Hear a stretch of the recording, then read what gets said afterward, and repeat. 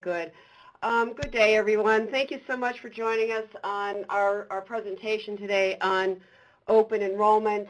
Near and dear to everybody's heart and soul these days is the process that we all have to go through now with the open enrollment process.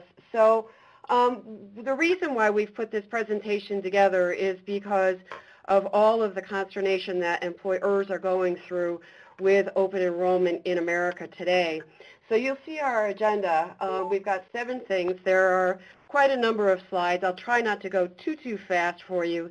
It is a lot of information, and so if you feel as if I'm going too fast and you're not gathering enough of an explanation of each one of these slides, just know that we are going to be taking your questions, and you can contact me personally if you'd like to get clarification of what it is that I'm trying to reach out to today. But we do have 64 slides. We've got an hour, and I'm going to try to get through these. Some of them have pictures on them, so there won't be too many words.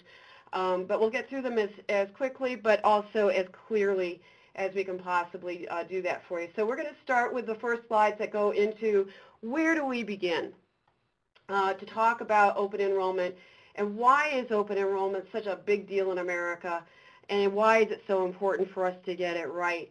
And these bullets that you see here are extremely important, and the C-suite value proposition has become extremely important. I've got a few slides on that, but primarily, you know, we're not a socialized country. We are a country of private medical insurance, and it's very important for us to follow the rules that have come out of not only the insurance industry, but also what have come out of the federal government. And then we're going to be talking about some compliance stuff, and then we'll be talking about the employee engagement situations that we have here in this whole process. So I've got some exercises in this presentation. Those are not going to be asking for you to do anything during this presentation. It's just really there to get you thinking, get you kind of get engaged in the thought process of your open enrollment to make it a better situation going forward. So think about it from the standpoint of why are you on this webinar today? What's inspiring you to be here today? Think about what you did over the last open enrollment season, or if you're preparing maybe for a July 1st open enrollment season. What is it that you could be doing that you didn't do the last time?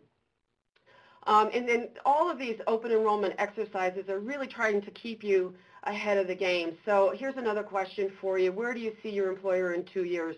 This is really important because if your employee numbers are changing, or if your diversification is changing, or your location, all of this is going to be affecting how it is that you're going to be communicating your open enrollment needs going forward. So you need to really stay ahead of the game with your planning of your corporation over the next 2 years. And then interspersed throughout this presentation, I've got these scorecards, and these actually are active polls. And Kelly's going to help me out with the activity of these polls. So here's the first one. And you do have an opportunity to answer this for me so that we can kind of get an idea of where, you know, the thought process of this group is with your open enrollment. So when you have your open enrollment scorecards in front of you, if you would take just a few seconds to give us an answer on where you think you are with this particular question. We have a structured open enrollment process that can show the C-suite that employees appreciate and understand their benefits. And by the way, we cannot see anything personal about your organization. All we see are percentages, so I don't know how many of you are actually agreeing or disagreeing with these questions. It really is just a very anonymous, blind poll, but it does give me a sense of how this audience is doing with their processes. And so thank you very much for taking the time to fill that out.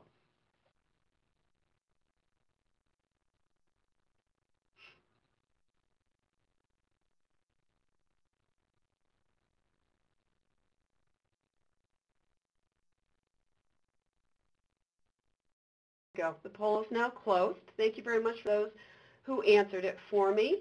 And so the C-suite value proposition, health and productivity management, is becoming quite a buzz in the market for talking about how it is that we do actually measure work absences, and how it is that we come up with an absence strategy going forward so that we can actually measure the value of our health programs, whether they be wellness programs or whether they actually be the actual health insurance programs that we're providing to our employees. But the absence management discussion is becoming extremely important from the standpoint of, obviously, if you're not working from a complete present state of mind on the job, you're not actually being actively engaged in your job as you go forward. So as you can see from this Dow Chemical Mercer study that was done in 2010, the presenteeism number is huge, and how much it really costs an employer to have employees on the job present, but yet their minds are not there. They're there maybe physically, but they're not feeling well, or maybe they got some issues that are affecting their families financially, or maybe there's something that's psychological that's going on in their lives, and they really cannot concentrate on their jobs at 100% level.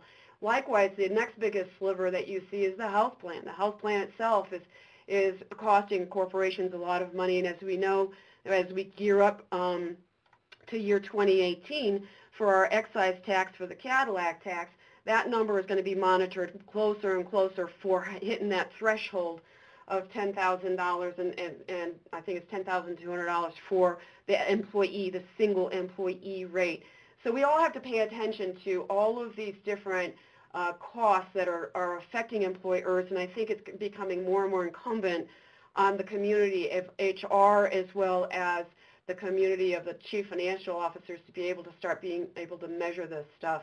So here's some healthcare expenditures that are driven by behaviors: smoking, drinking, alcohol, lack of exercise, obesity, and poor driving habits. And so it is incumbent upon the employers to start monitoring these types of situations through their wellness programs, their wellness campaigns, and also through their disease management programs, maybe through value care based benefit designs. And so these are the ones that are being primarily focused on for getting a better understanding of the population.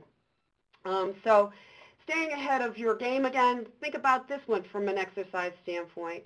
Are there any drawbacks to offering employee benefits? And if so, are they and can they be overcome with creative solutions? And I would hope that you would say yes to saying, yes, it's worth it for us to offer these benefits. We are a paternalistic organization. We see a definite plus for having employee benefits because it is really helping our attraction and retention of employees. And so those are the questions that I would think that would be extremely important for you to start answering as you do put your reporting back to your C-suite. Here's your ACE assessment, and again, this is not anything for you to do today, but think about it from your last open enrollment process, and ACE stands for Abilities, Creative Ideas, and Experience. So abilities looks at your department that's taking care of your open enrollment process, and look at the skill sets that are inside of that department. Do they have the qualifications? Do they have the experience? And then the creative ideas behind open enrollment. Honestly, you got to make it fun, otherwise people just don't want to do it. Can you make it meaningful? Is it reportable? These are all creative ideas, and then the experience of what went well, what didn't go well, and how can we improve upon it. And I really want you to be honest as not only looking at yourselves, but also looking at your teams when you're going forward with your open enrollment. So I'm going to be referencing this ACE assessment throughout this presentation.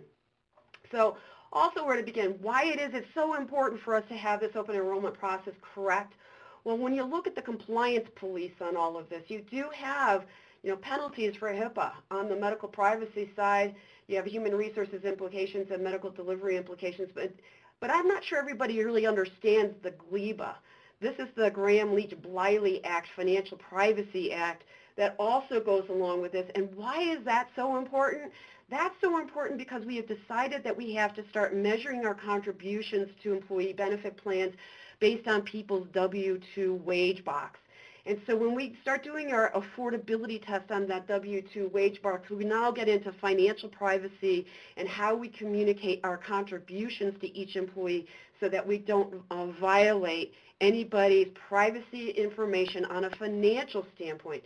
So huge implications for making sure that we're communicating correctly to our employees as far as their subsidies are concerned. And then, of course, the PPACA, the Patient Protection and Affordable Care Act, and all the things that go along with it as far as what is it that we have to do for compliance with it.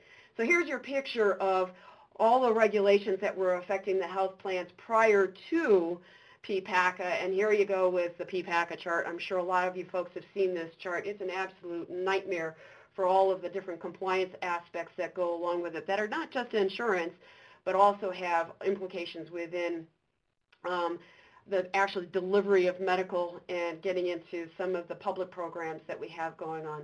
This is the biggest portion of open enrollment that is affecting all of you, and this is where the audit trail comes in. So this is truly your employer validation time through your reporting on the IRS draft forms. They haven't come out in final format yet. However, they have come out with some instructions on how to fill out these forms. They finally came out with those. But when you're talking about counting your employees and making sure that you have offered your benefits to 95% of your eligible employees and making sure that you're collecting the right information for your 1095 reporting, you really have to have a payroll company that's working with you. You have to be able to prove that you offered the benefits to the employees. You have to be able to prove that the employees accepted or rejected them.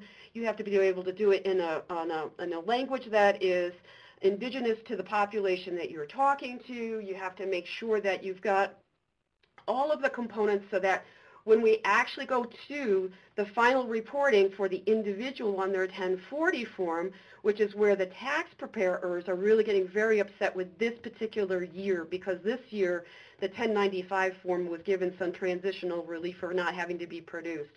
I equate the 1095 form to the mortgage 1098 form. It's the reporting form that tax preparers are going to start looking for in year 2016 for doing the individual tax returns, for being able to answer box number 61 on that 1040. And it's super important to get that form correctly, because we don't want individuals to get penalized through the individual penalties simply because they didn't get the right information on their 1095 form. And so you're going to be able to then transfer your open enrollment process and the information that you gathered from it, put that into your payroll system, put it into your HRIS system, and then be able to generate your 1095s when it comes to your employer validation time. So here's your next scorecard. This is another little poll. We'd love to have your feelings on how you feel about do you have an actual trackable IRS audit process? So we'll give this a couple of seconds for you guys to fill that out.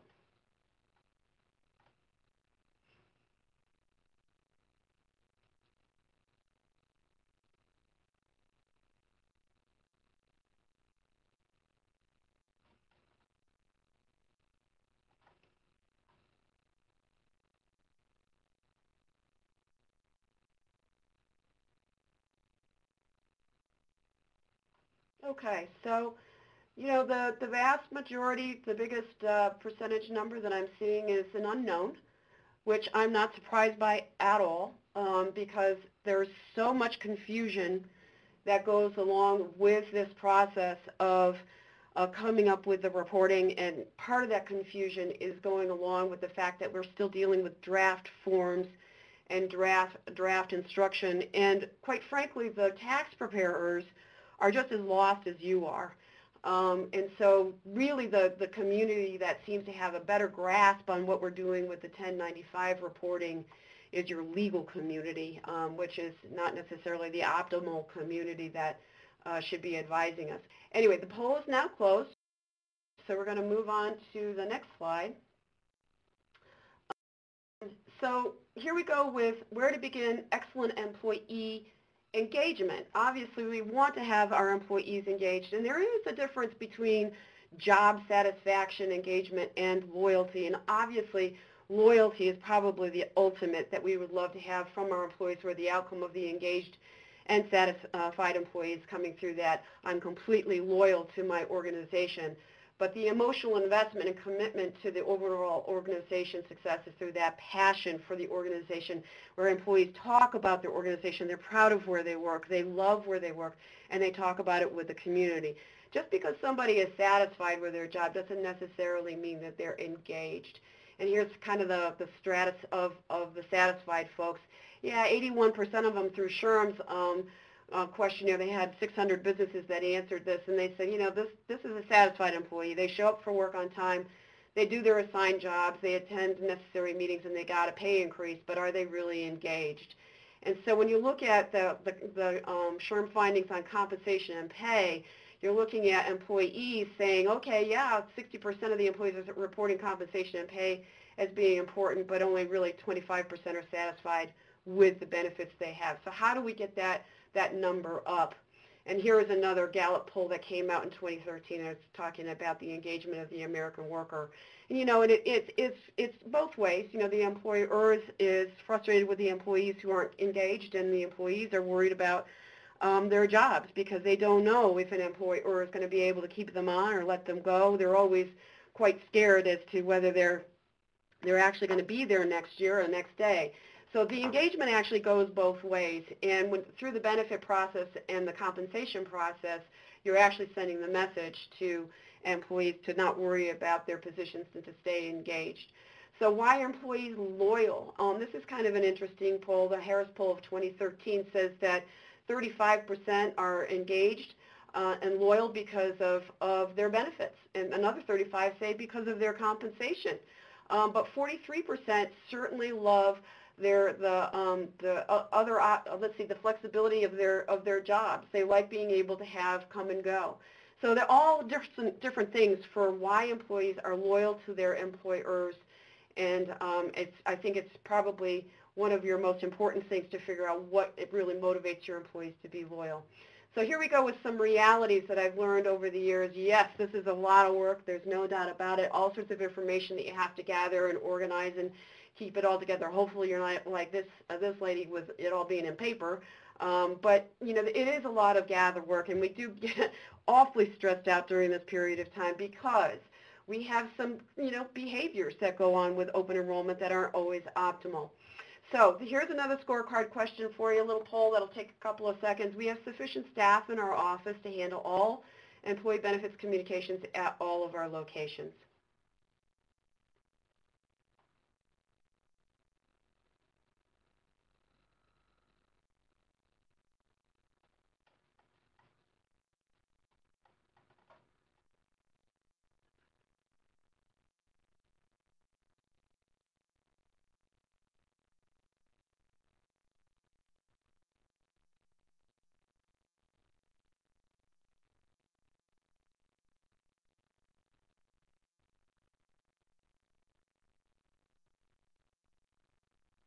Okay, so we're seeing the vast majority of our participants that are answering the poll coming in at disagreeing or somewhat agreeing. And, that's really very, very typical because as the HR departments and benefit administrator departments are getting scaled back, it is an overwhelming task for a few number of folks to handle this for all different locations. And so, again, thank you for filling that out for me, and I get a sense of where the vast majority of our audience is thinking. I do have a question that I can answer real quickly.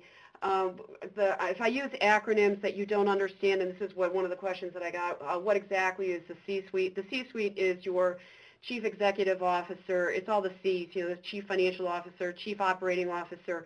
That's your C-suite. That is actually very, very engaged with the overall financial composition of what's going on with this value proposition of employee benefits. So here's some realities that have been gathered over the years that I've been doing open enrollment meetings. I've been in this business for 31 years. And so this is just reality. And some people like to take this out of the box and talk about it, and some people don't. But it is truly a reality that employers are urgent about open enrollment, whereas employees procrastinate. And why do they procrastinate? And so the employer's urgency usually comes from an understanding of what they think is that employees don't understand, employees don't show up, employees don't appreciate the benefits. That's kind of the employer thought process. But the employee thought process is employees are confused and afraid to ask questions. They may not feel exactly comfortable thinking that, oh, geez, I just don't get this, and I don't understand why I don't get it, but I don't want to admit that I don't get it. And then employees don't think that it's important. They've got other things to do. Their jobs are more important, so they're not paying attention to the open enrollment process. And some employees truly do believe that they are owed these benefits, and so why do they have to be super active with this process? Doesn't the employer know what I want?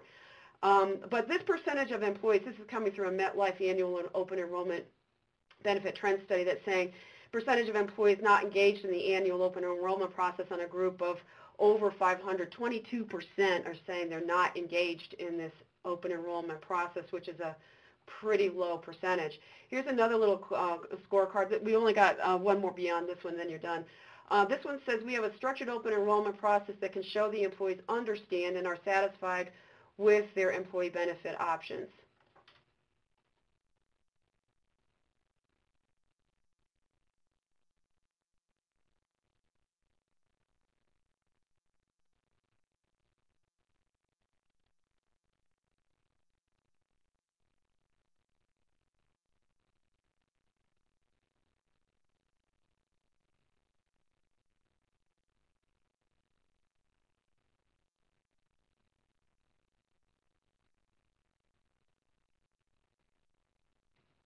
Okay, so, the vast majority of you are in the somewhat agree category, which I'm not surprised by either, because it's very hard to do polling with employees and make sure that they understand what it is that's being presented to them. But it is going to become more and more important for y'all to be able to report again back to your corporation top management folks to say, hey, our employees really do love this, and that's why we're going to continue to do this going forward. Here's some more realities. Employers, we think that the rumors rule and the employees do everything at the last minute. Yeah, that's definitely true. And employees do procrastinate because they actually talk to their peers more about their choices on employee benefits than they do go back to HR, because they think that they're not going to get their questions through HR. They kind of want to make sure that their peers in the organization are making the same choices that they are, and they'll even reach out to family members. My daughter works for a very large corporation here in America, and she reaches back to me all the time simply because she doesn't have the opportunity to ask questions about what she needs to elect, and so she of course knows that I know this stuff, so I can take a look at what she's doing, and she's coming back to me. But that procrastination does come from a little bit of anxiety of not getting questions answered, and then of course the crisis is the urgency. Otherwise, it's complacency. We don't make any decisions unless it's a crisis. I'm going to go back to that slide a little bit to see what that. And then we have, let's see here. We have some generations that need a little bit more help in understanding the open enrollment process, and it's that Gen Y, that young generation that really does not understand all this history that goes along with employee benefits, the acronyms, what it is that all of this stuff means. Okay, and then this one says information to the insurers gets messed up by the data transfer. That happens all the time. Mistakes are costly to fix in time and effort. Special exceptions and A.C.E. requirements are all the costly things that need to be fixed. And then employees are afraid of making mistakes for themselves and their family. They don't know if they're electing the stuff correctly. And then employees don't understand the importance of that accurate data. And they think sometimes, we've got changes going on in our lives, and I don't want to make a choice that I have to change later on because it's coming up right around at the same time of open enrollment. So here we go with another little thought process. Payroll reconciliation is a long process. It takes 2 months or longer, but yet we've got employees that are arriving while the reconciliation is going on saying, hey, you enrolled me up in the wrong benefit program. I actually had an employer that chose to have a default program be their HSA program, and the employees that didn't take an active participation through their computerized enrollment process ended up being in the HSA arrangement, and then they find out, of course, when they arrive to the doctor's office that they don't have a doctor copay and they don't have a pharmacy copay, and they don't understand why they have to pay full price, so on and so forth. That's not a great communication process. You don't want people to be dissatisfied simply because of that communication mishap. So we want to make sure that we have all of the ducks in the row, including having your reconciliation being on a very quick and timely basis. And consolidated billing administrators are some of the best inventions that I've found. I've got a really great vendor for that one if you haven't explored that idea. Here's some more stuff that's in reality. The broker or consultant abandons the process.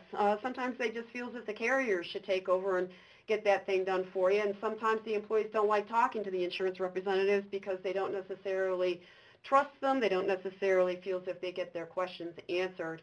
But one-on-one meetings are where it really makes a huge difference, and we're going to get into a little bit about that as we go into the further part of these slides. So I'm not going to get into too much definition on one-on-one right here. Okay, and then we have the dependent eligibility verifications are a real pain, but boy, they save you a lot of money if you're able to get that pulled off in your open enrollment process so that you can actually identify anybody that's on your plan that should not be on the plan. But the employees hate that process. They can't find their marriage certificates. They can't find adoption paperwork, but it really does require them to be engaged in that process, but it is a very worthwhile process. So in preparation for your open enrollment, we've got some complete exercises that you can go through here. So what inspires you about getting enrollment correct? I'm obviously going to ask you to answer this right now, but this is something that's part of my checklist of what inspires you to get things right with your open enrollment. And then if I knew I could not fail and open enrollment was a guaranteed success, I would, this is kind of your magic wand question, what would you do that would be magically perfect in getting your open enrollment process done? And then reflecting on opportunities, what opportunities did you seize this year and what opportunities did you miss?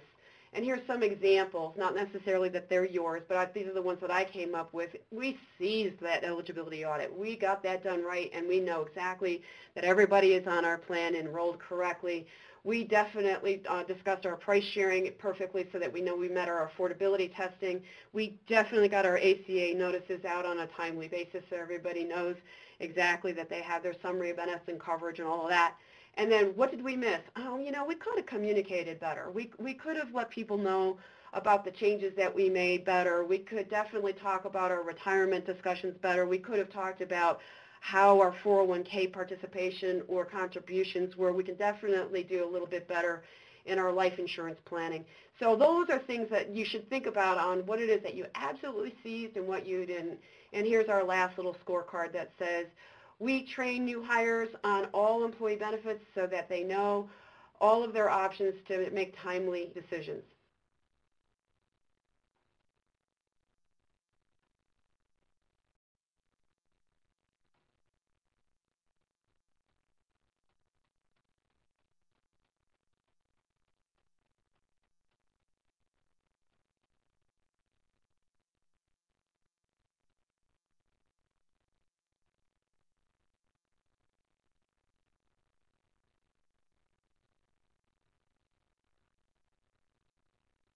Okay, so the vast majority of you are in the strongly agree and somewhat agree categories, which I'm so glad to see.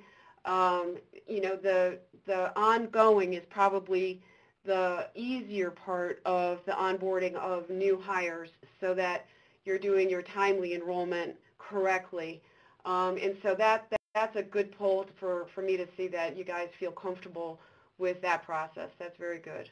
And then prepare custom communication, personal, private, active, and complete.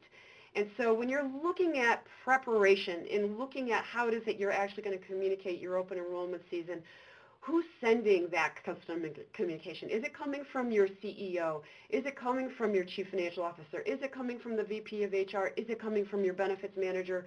And then how is it delivered? Is it being delivered non-verbally?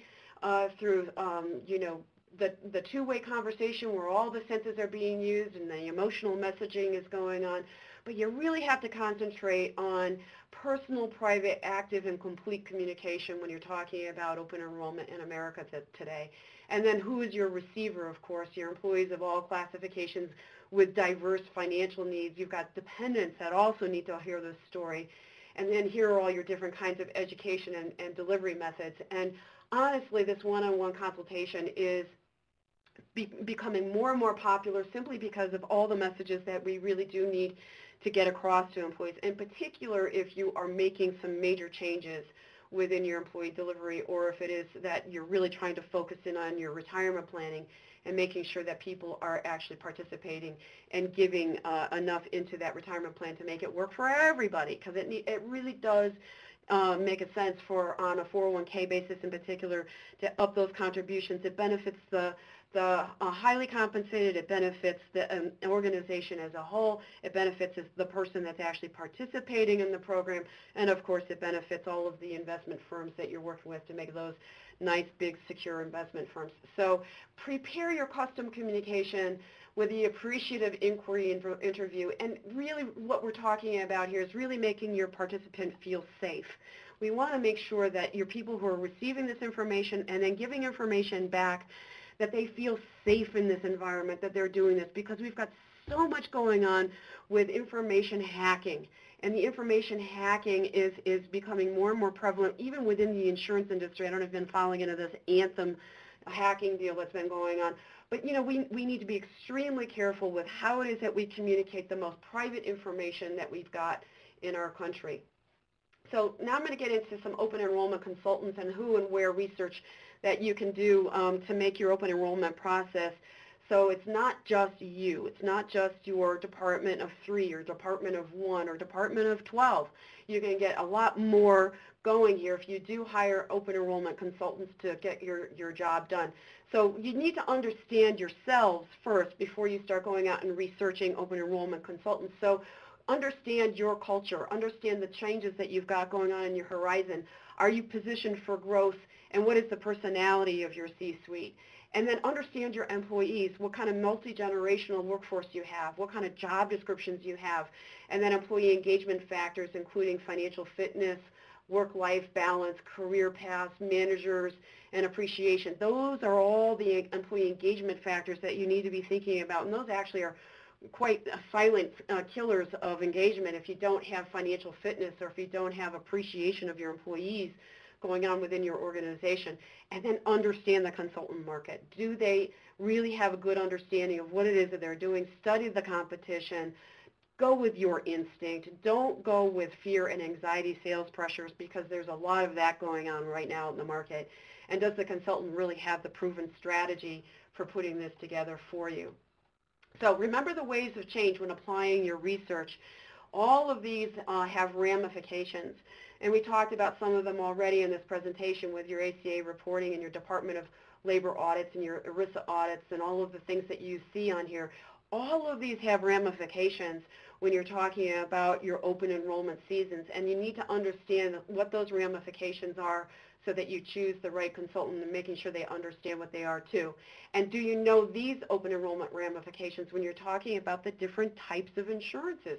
Because a medical open enrollment is very, very different than your supplemental life open enrollment, where you may have EOI, and EOI stands for evidence of insurability, not guaranteed to get issued. In other words, you may have to ask medical questions again in order to get more supplemental life insurance going. You have to understand the ramifications of every single one of your insurances, and you have to be able to understand, to ask your insurance carriers, are they going to open this up again for you, in particular for those life and disability options or the voluntary worksite options, if you don't want to have evidence of insurability going on. So that's a really important question to ask your carriers to make sure that you're doing it correctly. How to plot your findings. So after you've done your research and you think you've picked out the people that you want to work with, what do you do next? So you need to do some things internally as well as externally. So you want to design your dream team for open enrollment. Who's going to be on your team? Is it going to be top management, human resources, the controller, finance, payroll, benefits manager, your wellness coordinator, marketing, communications representative? These are all your in-house folks. And then why would you want them on your team? You'd want them on your team because they have maybe some decision-making authority. They know your employee population. They know how to market your open enrollment season. And they also understand how your employees learn. And then apply that ACE assessment. Make sure that you're putting people on your team that really have the abilities to do this, They come up with great ideas, and they have the experience to do this.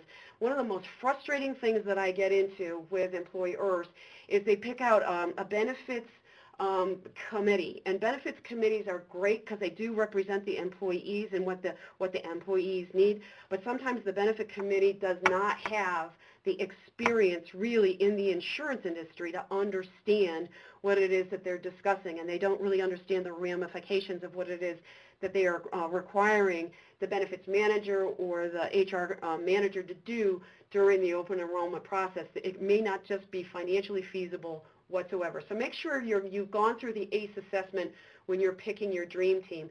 And then when you get into engaging your consultants, who's it going to be? Is it going to be your benefits broker, or is it going to be a communication firm? And why? It's the same question. Are your benefits broker or is it your communication firm going to be a better ACE equivalent? And then how expensive is this going to be? Is it going to be hourly, or is it going to be project-free fees, or is it going to be free? So when you're plotting your findings, here's what you need to start doing. So you're going to be looking at your number of locations. You're going to be looking at your active employees, your retired population, and if there are any union considerations, then of course you need to be talking about your dependents as well, numbers of dependents. And then you're going to be looking at how many benefit plans are you putting out there, any major changes that you might be doing this year. Are you changing up maybe your network? Are you changing up your pharmacy? Are you introducing a new wellness program or a new wellness campaign? These are all huge planning considerations. And then your employee considerations are talking about your time zones and your language barriers, and whether you've got Native Americans in your group that go off into their Indian health services programs and all of the things that go along with that, and then your administration considerations. What kind of information exchange are you going to have, and the timing of them, and your systems that you need to have, and then the customization that goes along with it. And then you're talking about your reporting back. Is your reporting back meaningful, and is it valuable?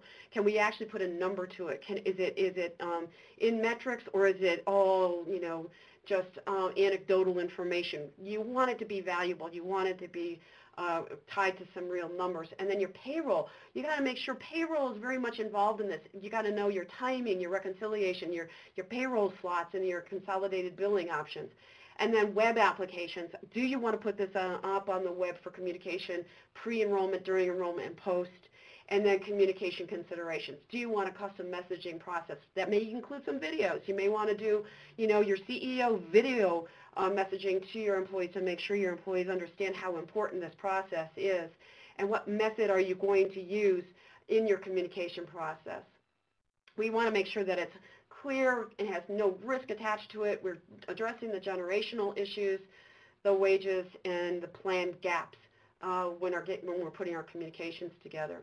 So how much money do we budget for open enrollment? If you haven't budgeted any money for the open enrollment process, well, there's some free options out there, and we'll talk about those, but these are valuable and important. So the small HR departments overseeing many employees and needing have a need for succession planning should be putting in a budget process for their open enrollment, because small HR departments, we've got some folks that may be retiring out, and you've got folks that are coming in, and they don't understand what it is that you've done all these years, and so it really does have an importance to document what you do for your open enrollment. Healthy workforce, health, dental, vision, wellness, of course, these are all valuable. Your productive workforce we already talked about, and of course, a knowledgeable workforce is all really important for you to be thinking about when you're budgeting and making a reason for putting money aside for your open enrollment process.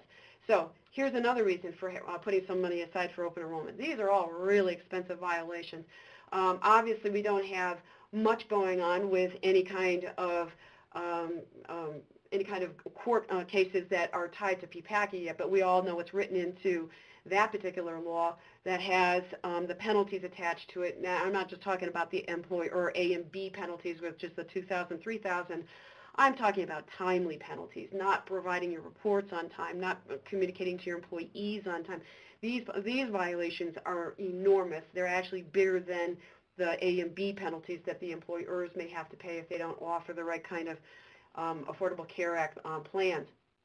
HIPAA violations, those violations have been going through the courts for years and years, as well as COBRA, of course, GLEBA, the financial privacy law. Those have been huge. The Department of Labor, Department of Insurance violations, and ERISA violations you all should be very familiar with. They're huge and expensive. So free or fee. So when you get into the open enrollment costs nothing, how do you get there? How do you do that? Well, it's a decision. It's a decision that your firm may make saying, okay, we're going to pay for our open enrollment process through offering some excellent voluntary worksite products. And what happens with the voluntary worksite product market is that there is an opportunity for commissions to be shared in those products with the enrollment firms and the person that's bringing in those worksite products.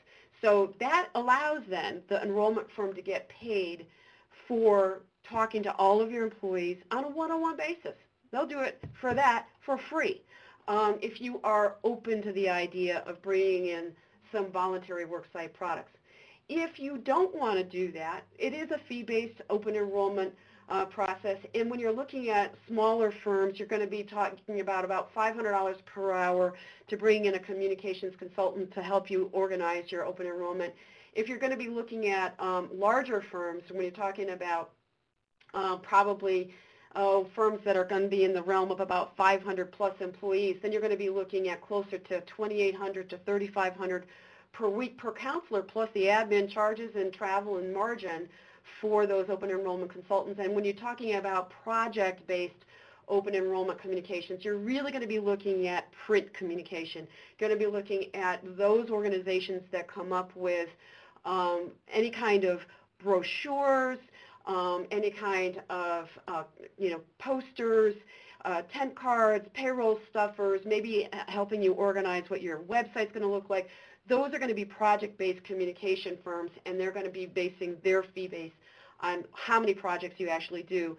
And probably the cheapest project-based communication you can do is coming up with a benefits statement or coming up with a brochure of just listing your benefits in a nice slick brochure. Those are some very easy and cheaper ways to do a project-based consultant. So free or fee, project-based employee benefits communication, always remember, again, your ACE. And so you're talking about what's the sweet spot. Small groups are 100 to 500 employees, mid is 5 to 5,000, jumbo over 5,000. And so you're going to be looking at those teams of folks as you're putting together your consultants. And so you're going to talk about who should be on that team. Do they have good designers and marketers? And they have to be able to come up with communications that really triggers the employee decision. Do you have a person on your team that understands the internet and coming back with web-based programs and enrollment and human resources information systems? That's what HRIS stands for. And do they have good writers? Do they make it simple and clear for the employees to understand it? And then fulfillment. Do they know how to finish the thing up? Do they know how to do with the questionnaires at the end and finishing up the project so that you actually have something reportable? And then a final product may be a simple benefit statement or a full-on pre- and post-enrollment communication piece that is private labeled for your corporation. These are all things that you can think about with a project-based type of consultation. You have to think about your timelines in a really big way because depending upon what kind of group, what size group you are, it takes a long time to put this together, and it takes for it to be correct. And obviously the whole process that we're going through here today is to make sure that you understand how important this is and what it really, how important it is for you to get it right.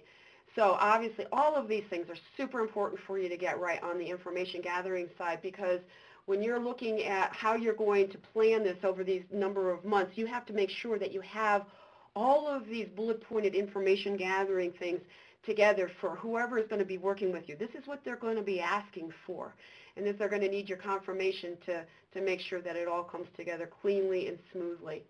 So how to manage and keep getting better. Urgency. Complacency does not get this job done. So if you've got people talking to you and asking you for information, pay attention to it. Treat it as urgent. Because if you're complacent about it and you don't answer the questions on a timely basis, you're just prolonging the process and making it more expensive. And you have to be really present in the moment when you're answering these questions. Read the questions clearly, understand the questions. If you don't understand them, ask. Be present in the moment and make sure you do your homework clearly so that your team internally and your team externally knows how to move forward. And make sure your leadership is got vision attached to it. Remember we talked about what it is we thought your employer was going to do 1 or 2 years out from now. If you don't have any vision in what it is that you're doing, then you're just probably going to keep on doing what you have been doing, and you haven't maybe seized some moments that you should have seized that are coming back to the value proposition of what we're talking about here. And then change without fear.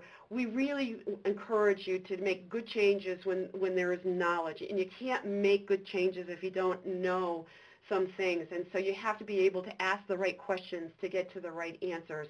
And if, quite frankly, I work it this way. If I get a question thrown at me, lots of times I'm asking multiple questions back because I want to make sure that I'm answering you correctly, because I may not understand your organization well enough for me to be able to just say straight out of the chute, this is the answer to your question. So that's another trigger to make sure that you're working with the right person, is that they're kind of asking you as many questions as you are of them.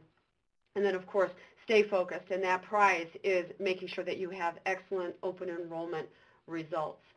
And then reporting. It is extremely important to see the results of all your labor, all the activity that you put into this process. And if you don't have a reporting process at the end of your open enrollment, now's the time to have it, because of all of those reasons that we talked about with the compliance issues that go along with the Affordable Care Act.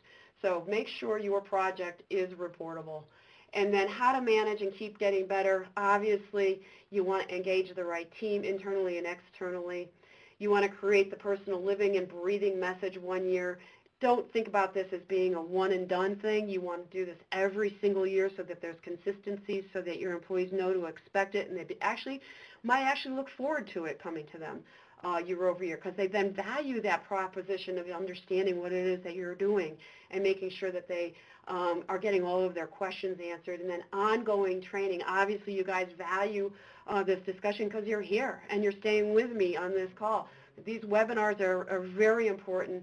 Conferences that you go to, like the University Conference Services, they put on some of the best conferences services that I've been to in a very long time. So continue to go to those super excellent conferences. Join your organizations where you can get great information like SHRM or anywhere else. And then demand excellence. Don't ever be afraid to demand excellence of your consultants, because, if they're not doing the job for you, fire them, get rid of them, move on to the next one.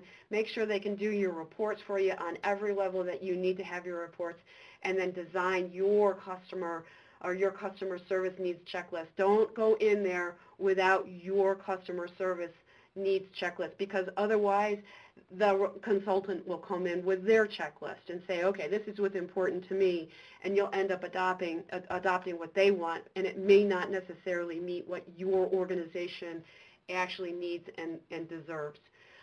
So I am all done.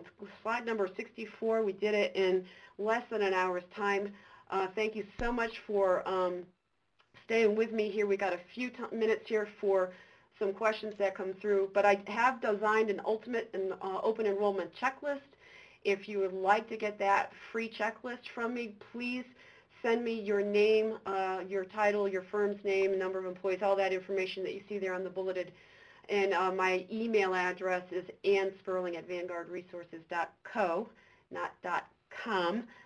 It is a .co, so make sure you get that in there correctly, and that way I will get your inquiry. And then also, you're free to ask me any questions. If you think of something later as you walk away from this webinar, you didn't think of it when you were on the call with me today, you can certainly send me a note and ask me a question going forward. But Kelly, I see one other question that I can answer here. What does GLEBA stand for? Again, I'm sorry about acronyms. GLEBA stands for the Graham-Leach-Bliley Act.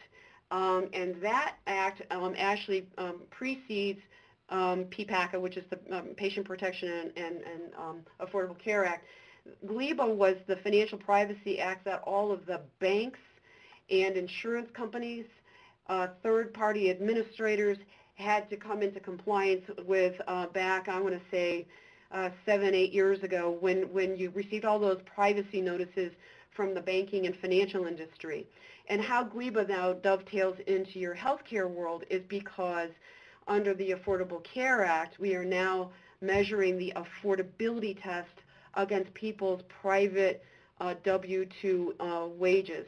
Unless you're doing a household, some employers have just given up on trying to figure out household income on that measurement for affordability. So if you're doing it on the W-2, that is incumbent upon you to keep completely private so that employees don't know that their W-2 wages are getting exposed just by the affordability test and talking about what it is that they're receiving from their employers on a subsidy basis for their health insurance plans. So that's why I incorporate GLIBA into this discussion. I hope that answers your question. Any other questions that we can think of that we've got a couple more minutes to do on this webinar? Kelly, I'm throwing it back to you. Yep, thank you so much, Anne. Excellent information, great job. I'd like to thank everyone for joining us today. If you'd like, please check out our website for future webinars and join us at one of our conferences. Thank you so much, Anne, for the plug. We're in 4 great cities this year, and we definitely take our education seriously. We did have one question just pop in. Are copies of the slides available? And I can include the copies of the slides in PDF in the email that we send out tomorrow or Friday, if that's okay with you. Yeah, that sounds fine by me. You bet. Okay. Yep, we will be sending you the copies of the slides. Thanks again, everyone, for joining us, and please fill out the brief 5-question survey that's going to pop up on your